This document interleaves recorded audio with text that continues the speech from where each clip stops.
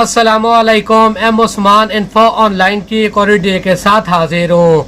अगर आप यूएई से छुट्टी में जाते हैं, अपनी कंट्री के अंदर 6 महीने रह जाते हैं और वापस नहीं आते, यानी कि 180 दिन आपके हो जाते हैं, तो क्या उसके बाद आप दूसरी किसी कंपनी का वीज़ा लेकर यूएई में आ सकते हैं? क्या आपका वीज़ा ऑटोमेटिकली कैंसिल हो जाता है, या क्या आप विजिट वीज़ा लेकर दोबारा से यूएई में एंट्री कर सकते हैं? तो इस वीडियो में आपको इस हवाले से इंफॉर्मेशन देता हूँ। वीडियो को लाइक ज़रूर करें, चैनल को अभी तक सब्सक्राइब नहीं किया तो लाजमी सब्सक्राइब करें और साथ में बेल आइकन को भी इनेबल कर दें ताकि इसी किस्म की मज़ीद मालूमात वीडियोज़ आपको पहुँचती रहें। तो दोस्तों, जब भी कोई आदमी छुट्टी में जाता है, उसकी कंपनी अगर अच्छी नहीं होती तो जहन में एक ख्याल लाजमी होता है कि अपने घर के अंदर 6 महीने गुजारेंगे तो ऑटोमेटिकली उसके बाद वीज़ा कैंसिल हो जाएगा, दूसरी किसी कंपनी का वीज़ा लेकर उस कंपनी में आ जाएंगे। तो दोस्तों, इस बारे में मैं आपको बताता चलूं कि जब आप अपनी कंपनी से छुट्टी में जाते हैं, 180 दिन यानी कि 6 महीने आपके अपने घर में अपनी कंट्री के अंदर पूरे हो जाते हैं,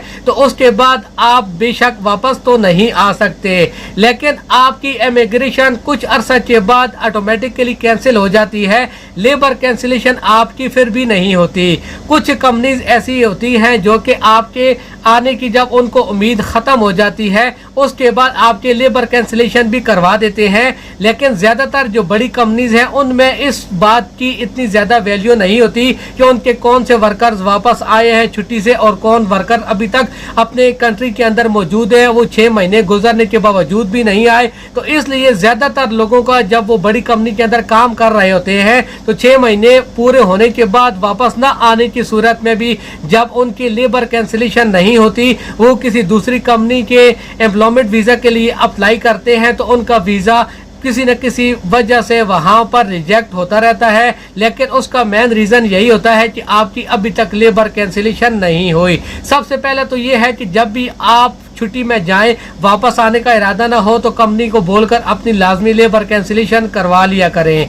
इसके बाद वो लोग जो कि दूसरी कंपनी में आना चाहते हैं लेकिन वो विजिट वीज़ा लेकर आएंगे और विजिट में आने के बाद वो काम ढूंढेंगे, उसके बाद वो किसी दूसरी कंपनी में का वीज़ा लगाने का इरादा रखते हैं। तो दोस्तों, अगर आपकी लेबर कैंसिलेशन ना भी हुई हो, आपकी इमिग्रेशन कैंसिलेशन हो चुकी है, आपका इमिग्रेशन क्लियर है, तो आप विजिट वीज़ा ले सकते हैं। विजिट वीज़ा आपका रिजेक्ट नहीं होगा, विजिट वीज़ा में आप एंट्री कर सकते हैं। लेकिन फिर वही बात आती है कि जब आप दूसरी किसी कंपनी का वीज़ा लेंगे, यानी कि विजिट वीज़ा से वर्क वीज़ा में अपना वीज़ा का स्टेटस चेंज करेंगे, उस दौरान आपकी लेबर कैंसिलेशन ना होने की वजह से आपका वीज़ा रिजेक्ट होगा। तो इसलिए जब भी आप अपनी कंपनी में छुट्टी में जाते हैं, 6 महीने से ऊपर हो जाते हैं, 180 दिन आप अपने घर में गुजारते हैं, उसके बाद एक तो आप उस कंपनी में वापस नहीं आ सकते, दूसरी बात आपकी लेबर कैंसिलेशन खुद से नहीं होती, आपकी कंपनी को करवानी पड़ती है, या आप यूएई का विजिट वीज़ा लेकर आते हैं तो यहाँ पर आने के बाद आपको